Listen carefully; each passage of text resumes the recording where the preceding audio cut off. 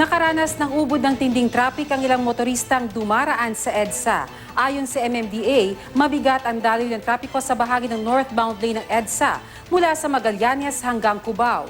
Ganito rin ang sitwasyon ng trapiko sa southbound lane mula Shaw Boulevard hanggang Magallanes. Maging ang ilang kalsada na papunta at papalabas ng NAIA, matindi rin ang traffic.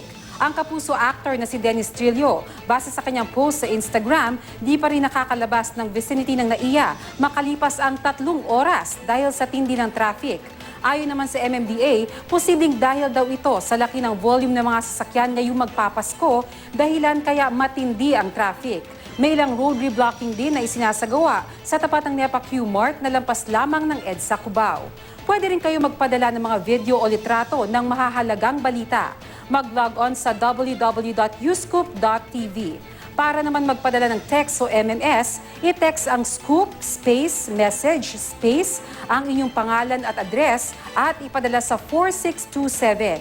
Paalala lang po sa ating mga U-Scooper, yun lamang po mga video at litratong pagmamay-ari nyo mismo ang ipadala sa amin.